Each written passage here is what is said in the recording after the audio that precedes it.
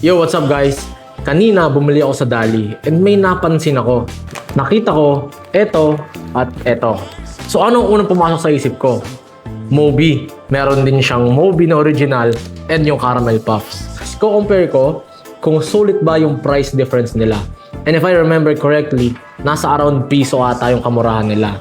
Binili ko rin, syempre, yung original ng Moby. Ito yung chocolate, ito yung caramel puffs. Tara, tikman natin. So eto, si Moby, and eto, yung chocolate puffs ng Dali. Kulay, mas dark to, pero gusto kong malaman yung lasa kung masarap. Check ko muna yung original. Ganun ba rin? May pagka-chocolate, faint, hindi siya ganun katamis. Check naman natin tong isa. Hindi siya identical sa pagka-chocolate. Mas matamis siya, in a way. Mas chocolate ito. Maganda yung pagka-approach nila sa flavor ng chocolate. Yung approach nila, like yung flavoring, kita mo rin kung alin yung mas matamis or mas concentrated yung flavor. Kita mo sa kulay pa lang. And medyo mas matigas siya ng konting ngayon. So, feeling ko, lamang yung version ng Dali sa tamis. Yung concentration of flavor, feeling ko mas ma-flavor siya. And kung gusto mo yung mas crispy sa bibig, try nyo to. For now, I can say na worth yung price difference. Mas mura to ng piso. Try nyo yung mga mahilig sa Moby. And tell me sa comments kung nagustuhan nyo to.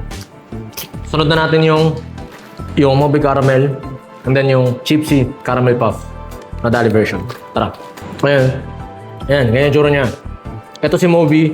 Ito si Chipsy Caramel Puff ng Dali. First, si Moby Caramel. Ganun ba rin? Yung huling alala ko nakain ko to is ang masarap dito kasi yung tamis, yung pagka-caramel. Yan, check naman natin tong Dali. Tayo.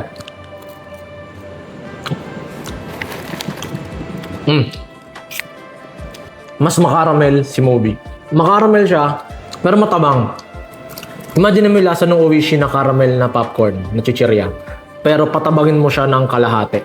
Ganon yung pagkatabang niya. So masasabi pa rin siyang caramel. Pero sobrang faint ng pagka-caramel niya. Feeling ko hindi nila nakuha dito yung tamis na pwede ikumpara dito kasi hamak tamis pa rin ito. Mas prefer ko si Moby kesa sa Chipsy's Caramel Puffs ng Dali.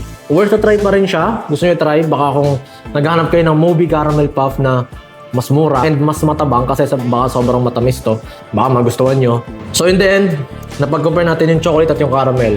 Sa chocolate, mas preferred ko si Chipsy's, yung chocolate ng Dali, dahil mas matamis siya. Gusto ko yung matamis. And then, it turns out ganun din yung naging factor ko para sa caramel. But this time, mas matamis yung kay Moby. Pero suggest ko, try it, then let me know kung alin yung mas nagustuhan nyo. Moby tsaka Chipsy's Caramel and Chocolate Puffs. Sarap.